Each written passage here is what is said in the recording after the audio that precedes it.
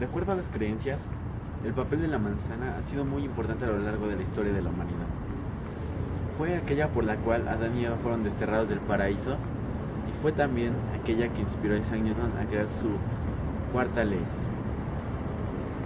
Cuenta la leyenda que Isaac Newton reposaba debajo de un manzano cuando de pronto una manzana cayó sobre su cabeza, lo cual lo llevó a pensar por qué los objetos caen. Y en base a esto creó su famosa cuarta ley de la gravitación universal. Newton postuló que la gravedad era una fuerza que actuaba sin contacto, lo cual creó mucha controversia en sus épocas porque todas las fuerzas que existían eran por contacto.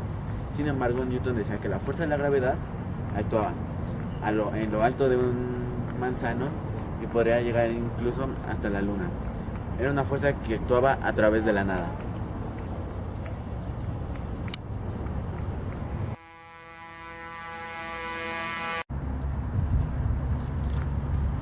Hoy en día sabemos cuál es el papel tan importante de la gravedad en nuestra vida cotidiana y en el movimiento de cuerpos celestes. Sin embargo, esto no podríamos saberlo sin las maravillosas aportaciones del filósofo, astrónomo y físico Isaac Newton, quien en su libro Filosofía de Principio Matemático. Filosofía de Naturalis Principio Matemática en 1687 estableció por primera vez la relación de la fuerza con la que se atraen dos objetos de diferentes masas. En este libro, él postuló que dicha fuerza depende únicamente de la distancia al cuadrado de las que estos dos cuerpos se separan y de sus masas.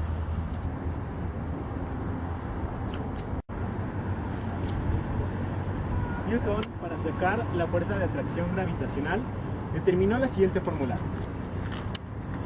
Fuerza de atracción gravitacional es igual a la constante de gravitación por la masa del primer objeto por la masa del segundo sobre la distancia al cuadrado.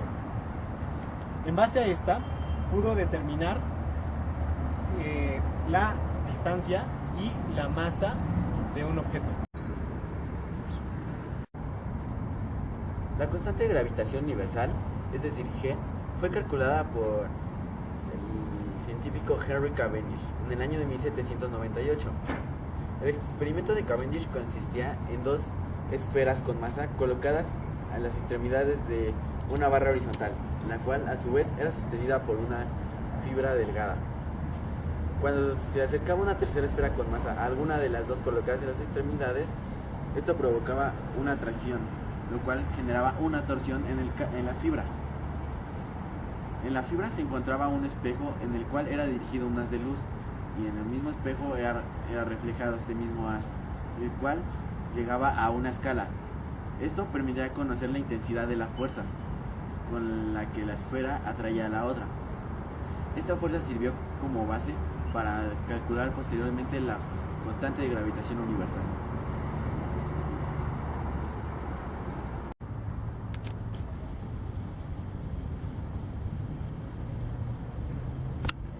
Cuando la fórmula de atracción gravitacional se aplica a fuerza gravitacional entre la Tierra y un objeto en su superficie, la fórmula se reescribe a G, que es la constante de gravitación, por mt, que es la masa terrestre, por m, que es la masa del objeto, sobre rt, que es el radio terrestre, al cuadrado.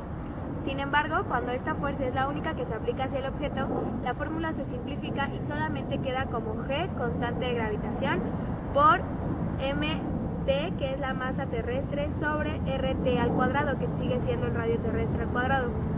Sin embargo, esta fórmula te puede servir para cualquier planeta siempre y cuando sepas su masa y su radio. También sabemos que la gravedad se ejerce en la altura, por lo que cuando un objeto se encuentra a una altura distinta del suelo, la gravedad cambia y la fórmula se reescribe a G, constante de gravitación, por mt, o la masa del planeta que esté en cuestión, sobre el radio del planeta que esté en cuestión, más la altura a la que esté el objeto, al cuadrado.